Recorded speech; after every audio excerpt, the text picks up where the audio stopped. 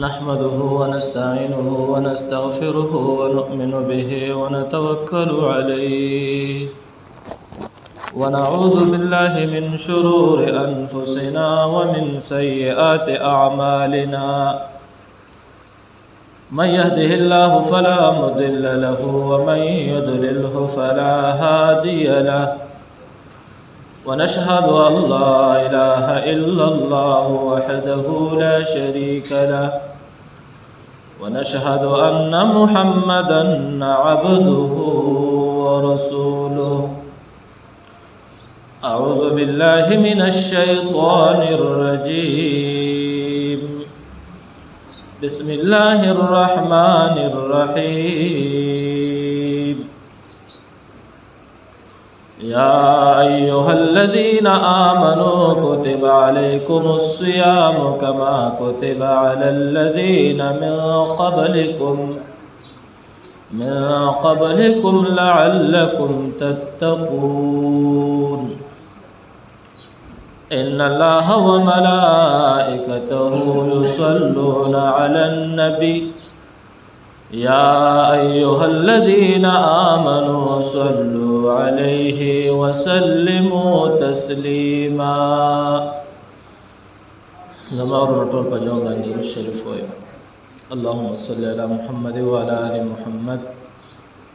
كما صليت على إبراهيم وعلى آل إبراهيم إنك حميد مجيد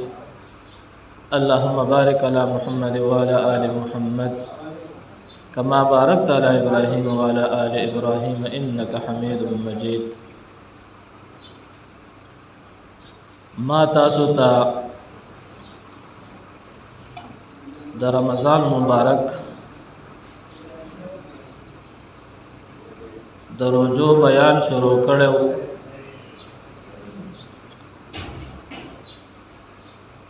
دا میاش د شعبان میاش روانه ده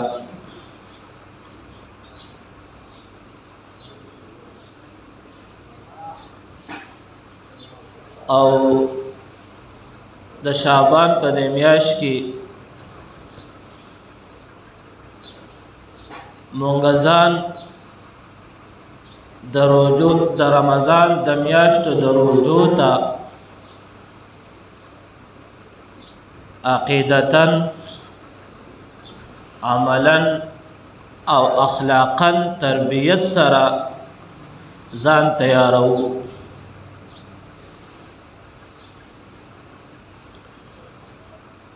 ذهن کې یو خبره یاد ساتئ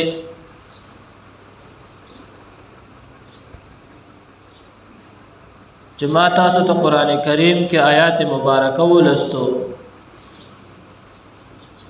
یا ایها الذین آمنوا کتب علیکم الصیام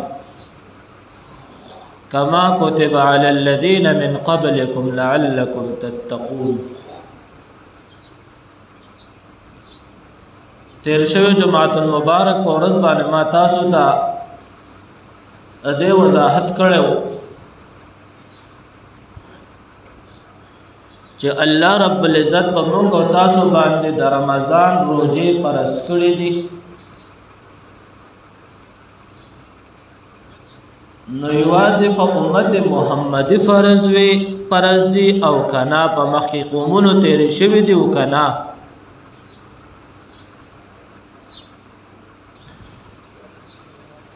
الله رب العزت قرآن کریم کې فرمایل من قبلکم لعلکم چې مخکینی قومونه چې څومره دنیا ته راغلي دي هم الله رب العزت په هغې باندې روزې فرض کړي یوازې په امت محمدي نه دي فرض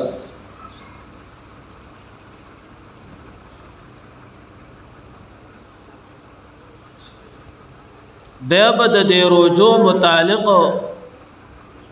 فواید ذکر کو نن جمعه کا خیر زندگی وا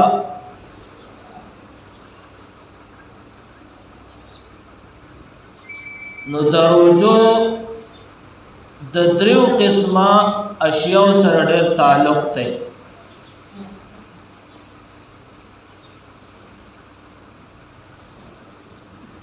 یو د لاولنې روزه د انسان ایمان مضبوطی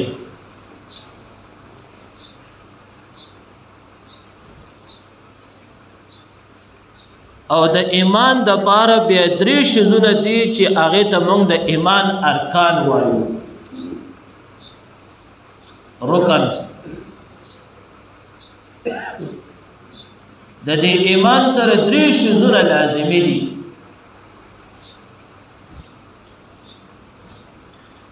عقیده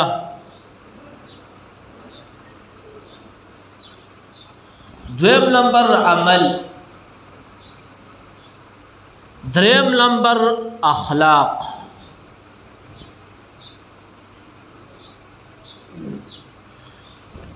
بیا موږ په دې یو باندې روشنی اچو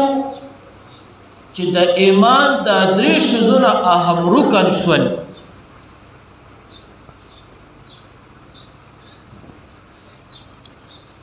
عقیده جوړول دا روزه د انسان عقیده جوړي دا روزه د انسان د زندګۍ عمل جوړي دا روزه د انسان اخلاق جوړي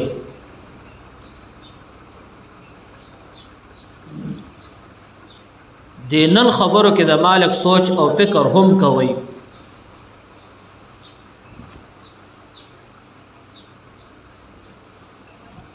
ایمان خپل باندې لوی بحث دی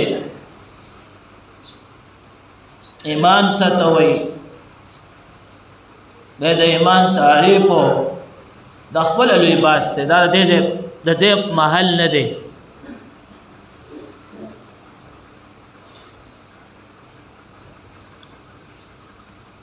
نوروزه نمبر 1 دا د معاشري اصلاح کوي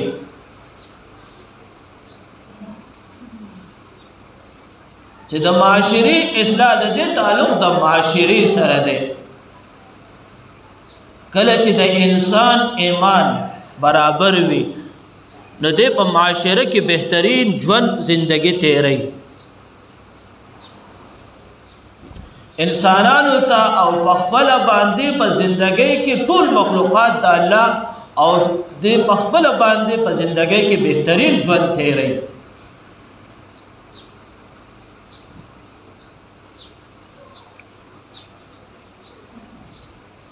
هغه د اخلاق سره ده بیا په دې عقیده کې څلور شیزونه دي چې د انسان سره ډېر دا روزه چې انسان نشي نو د دې څلور شیزونه د انسان سره په علم کې په فهم کې موجود وي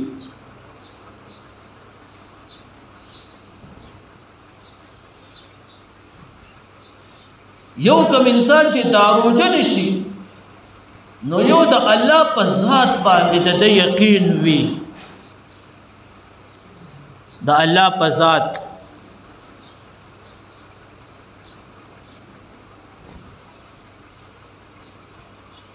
دې چې دا روزه نشي نو د یقین دی چې دا الله موجود دی دا الله په هر ځای کې موجود دی نو دا الله ذات چې څومره دی نو دا د په فهم کې موجود وي د په عقل کې د الله ذات موجود وي نو د الله ذات موجود ویدل نو د روزه دا انسان الله ته نږدې کوي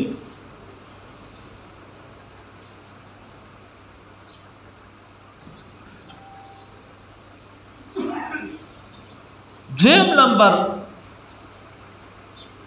یو کوم انسان چې د روزه نشي نو یو د الله په حاکمیت باندې یقین وي د الله په حاکمیت باندې د داسې یقین وي چې دا د الله او د الله د رسول حکم دی او موږ یې تابعدار یو لبیک یو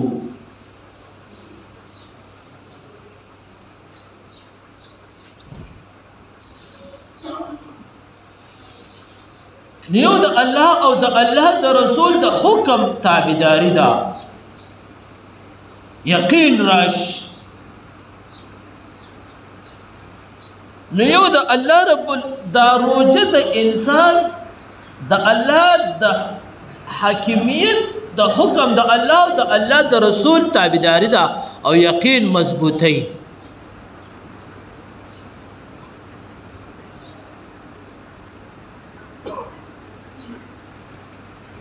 دریم نمبر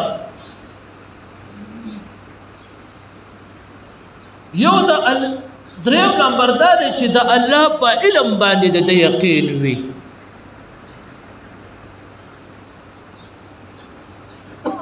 لاولنې د الله د ذات سره تعلق،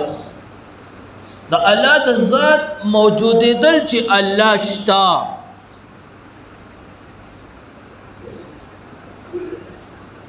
دا د فهم کې په عقل کې دا خبره موجوده، یقین دی. دویم نمبر د الله رب العزت حکیمیت، له الله او د الله د رسول د حکم تابعداري، یقین وي چې دا د الله او د الله د رسول حکم دی. دریم نمبر د الله رب العزت علم د په فهم کې په عقل کې موجود راشي، یقین دی چې الله رب العزت په هر ځای کې عالم دی او موجود دی او د الله علم په هر ځای کې دی.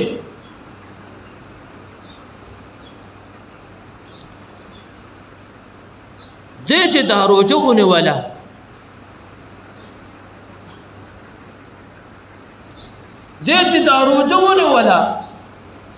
د مخلوقاتو په موجودګۍ کې د روجه ونیوله، د دې انسان سره چې څوک موجود نه نو دې دا روجه پټه ماتولی هم شي، خو نه دې دغه وخت کې دا روجه نه ماتوي. د ده په عقل کې دا خبره موجود ده چې الله ما ویني. الله زما د دې خبرې نه علم دی.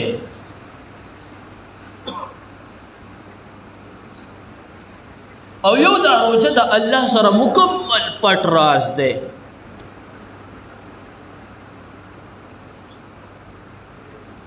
وروسته به درته بیا انشاءالله خبره کوم که آینده جمعه کې راغله. دې کې بیا څه طبي خبرې دي، د انسان د جسمانیت سره خبرې دي، طب چې څه پیدا دي انسان د جسامت ته دا روجه ورکوي.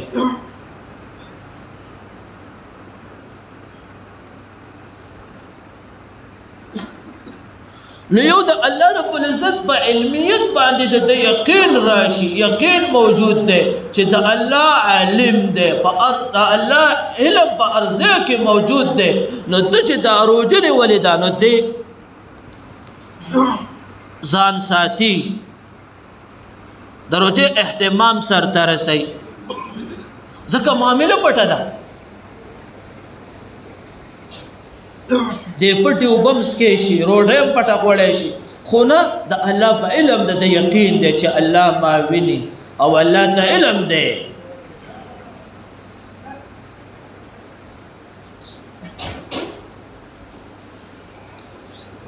څلورم نمبر د الله رب العزت په قدرت باندې د یقین دی. قدرت چې الله رب العزت په هر شي باندې قادر دی. که چېرې دا روجه ما سر ته ورسوله نو ماله به الله اجرونه راکوي، جنت به راکوي. نو د دې سره بیا دوه خبرو ته نوره اشاره ځي. د ده په علم کې دوی خبرې نورې راځي. بیا دی بیا د یقین لري په جهنم باندې چې جهنم شته، او دی یقین لري په جنت باندې چې جنت شته.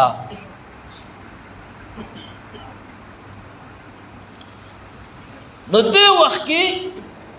چې دی دا روجه نیسي، یو د الله په قدرت د یقین راغلی چې چې دا روژه ما تکمیل کو سر ته مې ورسوله نو الله رب العزت به ماله ثوابونه او اجرونه او نعمتونه په جنت کې راکوي. دی چې دا روژه نیسي خالص د دې دپاره نیسي. یو خو د الله حکم تابعداري ده چې د الله او د الله د رسول حکم دی. بله دا روژه چې دی نیسي د دې نیک دپاره نیسي چې که دا روژه د سر ته ورسوما او موږ له پې الله عمل او دغه راکړي نو ورځ په قیامت باندې به الله موږ له اجرونه راکوي جنت په راکوي. نو دې وخت کې دی د جنت سوچ لري. دی په دنیا کې ځان باندې لږه او تنده تیری. اوس خو روژې اسانې طرف ته روانې دي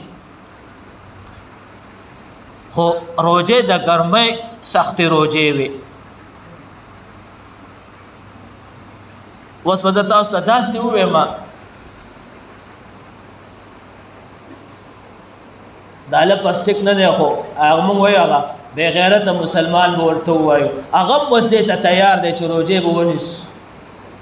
کمزور ایمان والا ځکه چې اوس یو څو ګنټې به بیا ورځي نو روژې د ګرمۍ چې په دې باندې تېرې شي نو دې لږ او تنده تیری لګیا دی خو دا د یقین دی چې وروسته ماله یو عظیم الشان اجر را روان دی چې جنت دی. الله به ماله جنت راکوي. نو دې وخت کې دی د جنت یو سوچ لري او د خپلو د ګناهونو د میټاوهلو سوچ لري چې ما نه کم ګناهونه په دې کال کې شوي دي چې الله مې معاف کړي.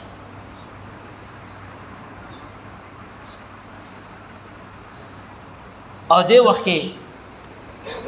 د استغفار او د عمل توفیق دله میلاو شي په روژه کې. فطرتن دا یو فطرتي خبره ده. کوم وخت چې دا انسان په روژه کې نو دی له یو توفیق میلاو شي ځکه عمل ټول پټ راز دی الله سره. عمل ټول د صلح او د انسان د پیدې عمل سٹارټ شي نو دې وخت کې دله د توبې او د استغفار یو توفیق هم میلاو شي. نو دې وخت کې د استغفار او توبه هم ډېر وباسي چې یا الله ما ګناهونه معاف کړي. نو دې روژه کې بیا دې د خپلو ګناهونو استغفار او توبه وباسي او د نیکو اعمالو سوچ لري نو دله یو فطرتن یو توفیق هم میلاو شي.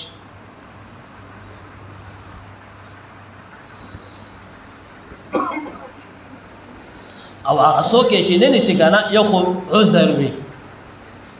عذر بیل شی دی. یو انسان یو قصدن نه نیسي نو هغه هم په خپل ضمیر کې یو ملامتی. او کوم انسان چې په عذر باندې ناجوړی یقین په الله وکړي دا ماته پته ده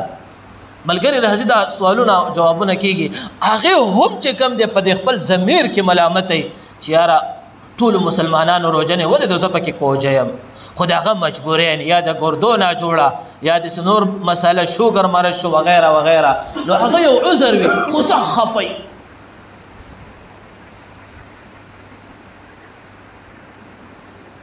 دویم نمبر کم انسان چې قصدن نه نیسي کمزوري والا ایمان وغیره هغې چې نه نیسي نو هغه په د خپل ضمیر کې ملامتی. دا څه کې نو که تاسو سوچئ د خوشبودار په دکان کې چې کښېنې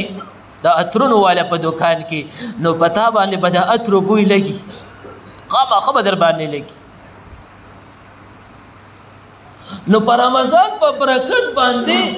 د خوشبودار د رمضان د صوم د روجو والا بندگان د الله چې څومره دي نو هغه هم په دې نعمت کې رنګ وي نو هغه ضمیر یې ملامته کوي نو یو توفیق ورته ملاویږي. یا الله وایي هغه د ګناه او د استغفار یو توفیق درته هم ملاویږي. یا الله هغه کمزوره یم خو ګناه مې معاف کړې نو یو طرف ته یو فطرت ورځي.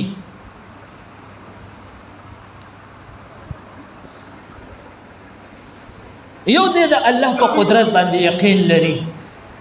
چې الله څلورم نمبر دی د الله په قدرت یقین لري چې الله رب العزت که زه دا روژه تکمیل ته ورسوم نو ماله به الله اجرونه راکوي جنت به راکوي نعمتونه به راکوي نو یو دلته کې د دو یقین جنت ته لاړ چې جنت شته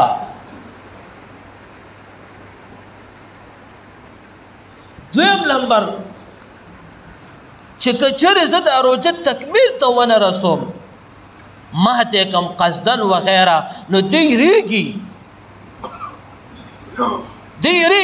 د سزا نه نو دلته چې کم دی د قدرت د دې خبرې لري د الله رب العزت په ما قادر دی چې ما نیویشي نو دی د سزا د جهنم نه مریږي نو دو خبرې د ذهن ته ځي ډایرکټ چې جنت شته او جهنم شته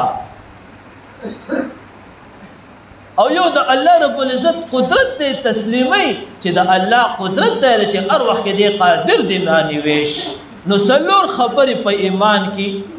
څلور خبرې درې خو ارکان دی هلته ویم خو د یو رکن د ایمان به ایمان په څلورو خبرو کې نو په څلورو خبرې د ذهن ته موجوده تسلیمیږي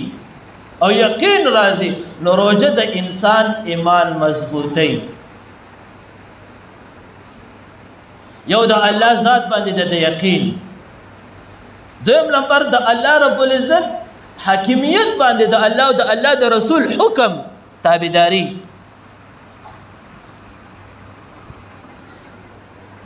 دریم نمبر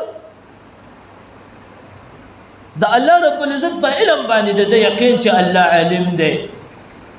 څلورم نمبر د الله د قدرت دا یو رکن دا تشریح شو دویم نمبر عمل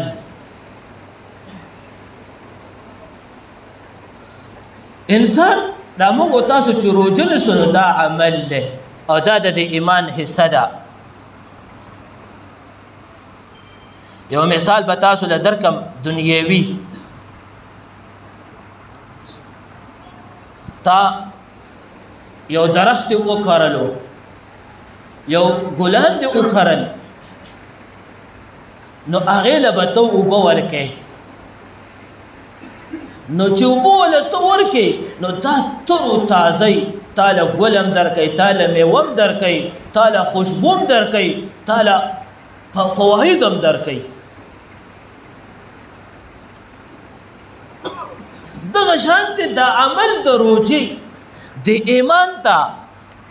دغه شانتې پیدا ورکوي ها دا درخت نه که چېرې تا دا اوبه لرې کړې نو دا درخت نه دا به وچ خو د درخت د دې ونې دا جسمانت برقرار دی ختمېدو والا لا نه دی ختم لا نه دی دا ونه برقرار ده دا جسم موجود دی خو په قلاره په دې باندې میږي ولګېدل چې نجیب اخره پورې ختم کړو نو انسان چې دا عمل نه کوي دغه شانتې د ایمان په قلاره وچ شي اخره کې ختم شي لاړ شي د اسلام نه بار شي کفر د داخل شي نو انسان چې دا ایمان د پاره دا روژه چې کوم دی دا یو عمل دی چې موږ تاسو یې کوو نو دا د ایمان ته د اوبو په شانتې پیدا ورکوي د درخت ته دغه شانتې دا عمل د ایمان ته پیدا ورکوي نو دا ایمان تر و تازه دا انسان خوشحالی نو د دو په معاشره کې بیا په هر شي کې په معاشره کې د دې سوچ او فکري نو بیا دا انسان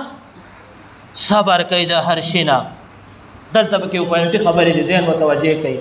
دا انسان یو صبر کوي بیا نو انسان چې صبر کوي نو دې چې کله روژه نیولي نو دې ته حلال روزي او حلال رزق مخې ته پروت دی خو د الله حکم دی ګوتې نشي لګولی هر قسمه نعمت ورته پروت دی خو دې ګوتې نشي لګولی وایي روژه مې ده خو کوم وخت کې چې دلته د حکم تابعداري وشي چې اوس روژه ماتې وکړه نو چې دې روژه ماتې کوي نو دې وخت کې چې کم دی دته ازادي میلاو شوه. همدغه شانتې د انسان د معاشرې دپاره بهتر کوي چې آینده دپاره چې د حرامو نه پرهیز وکړي، د چا حرامو ته د چا دغه ته سوچ خراب نه کړي، نو انسان ته یو صبر ورکوي چې حرامو نه ستا همیشه روجه ده. دغه فواید پکې د عمل کې دغه فایده راځي. نو چې کوم وخت کې د انسان دا سوچ چې دا حلال او د حرامو یو تمیز پیدا کوي، دا روجه د حرامو د حلالو یو تمیز پیدا کوي د انسان سره چې دا خو پردی حقوق دي، حقوق العباد دي، ورنږدې کېږم نه. الله یې رانه تپوس کوي. نو معاشره د دې سره بهترینه چلیږي، هر چا ته حقوق میلاویږي خپل. دا انسان د حرامو نه پرهیز کوي، نو دې کې الله رب العزت په دې انسان کې یو صبر اچي.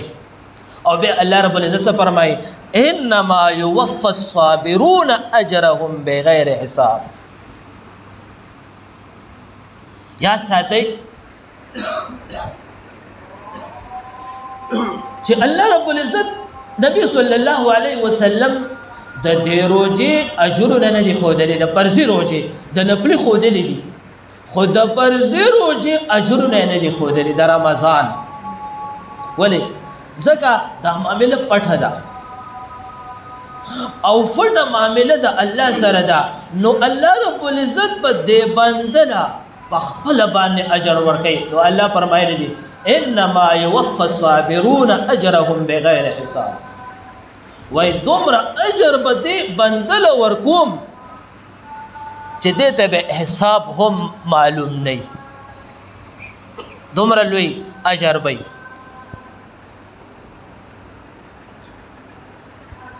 څلورم نمبر، دریم نمبر د ایمان رکن چې اخلاق ورته موږ او تاسو وایو. اخلاق د ایمان رکن چې عقیده ده، عمل ده، د عقیده او عمل وشو اخلاق. چې دا روجه دا کمال کوي چې د انسان د اخلاق برابرۍ. خو یو ګورئ زمونږ او ستاسو اخلاق دي، هغې ته یې لږه تشریح کوم، خیر دی. یو د انسان دپاره دا روجه د انسان دپاره د اخلاق مضبوطی، د انسان نه عقلمن انسان جوړی، په دې انسان کې عقلمندي پیدا کوي، د دې اخلاقو تربیت ورکوي دا روجه. که تاسو اورېدلي په دې روجه کې به تاسو هم اورېدلي، ډېر به تاسو لیدلي چې بس جګړې مي، خو ډېر به تاسو داسې اورېدلي چې کله شور او دغه راشي ځان ته یو طرف ته کي وایي مړه روجه مې ده.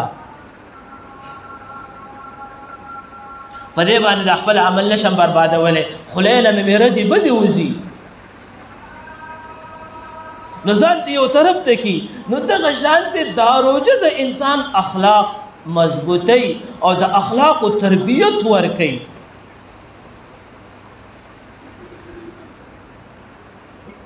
به اخلاقو دپاره لس قسمه اشیاء دي، ولهذا هغه د علم خبرې دي. یو دا روجه د انسان دپاره د اخلاقو یو تربیت ورکوي، خو یو زمونږ او ستاسو د زمانې اخلاق دي. وجه څه ده؟ لږ ځان پوهې کوي. مونږ او تاسو چې کوم په معاشره کې اخلاق اختیارو لګوي، نو زمونږ او ستاسو اخلاق په معاشره کې چې استعمالیږي، نو وجه دا ده چې زمونږ عمل کمزوری دی، زمونږ عمل کمزوری دی، د ایمان دا حصه مو کمزوري ده، نو زمونږ اخلاق ځکه خلط استعمالیږي. د نبی صلی الله علیه وسلم د اخلاقو د دایرې نه، د اخلاقو ټول معاشره متاثره ده، آج تک تر قیامت پورې متاثره. نبی صلی الله علیه وسلم چې څومره احادیث د صحابه سره د بیبیانو سره د نورو د مخلوقات سره چې څومره گفتگو شوې ده ټول د اخلاق په دایره کې شوې ده.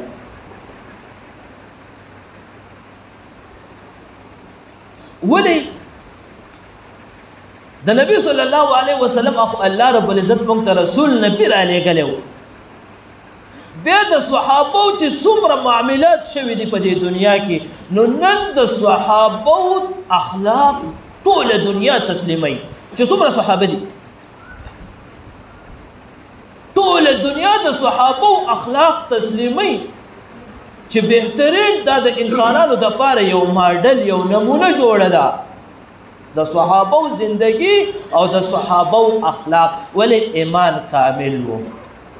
پوینټ دا دی ایمان کامل و. نن زما ستا چې په دې معاشره کې بد اخلاقیان کېږي لګیا دي او دا عمل او دا جګړه نو دا زمونږ او ستاسو د ایمان دا حصه کمزورتیا ده. ایمان کمزور دی نو ځکه خبره بد اخلاقۍ ته ځي او کم وخت کې چې د انسان نه دا روژه د انسان د بد اخلاقۍ نه لرې کوي نو دې خوشحاله شي په دې خبره خوشحاله شي چې شکر الحمدلله یو رکن د اخلاق زما د ایمان حصه برقرار ده. د ایمان تاسو نه وایي چې درې دي یو عقیده یو عمل او یو اخلاق. نو کوم وخت چې د انسان اخلاق بهترین وي معاشره کې زندگی بهترینه تیرولی شي. نو الله رب العزت په مونږ او تاسو له د خدای ژوند حسنه را نصیب کړي حیات حسنه چې یو بهترین میاشت را روانه ده د نعمتونو رمضان مبارک. الله دې په مونږ او تاسو باندې په خیر او په نعمت باندې تیره کړي ځکه یو بهترین نعمت دی چې مونږ او تاسو له الله دا ژوند پکې را نصیب کړي او بیا الله رب العزت زمونږ عقیده په دې کې مضبوط ده کې زمونږ عمل له الله په دې کې مضبوط او الله رب العزت زمونږ اخلاق په دې کې مضبوط کړي. تر په کو الله رب العزت مونږ او تاسو له په دې باندې د عمل کولو توفیق را نصیب کړي. واخر دعوانا ان الحمد لله.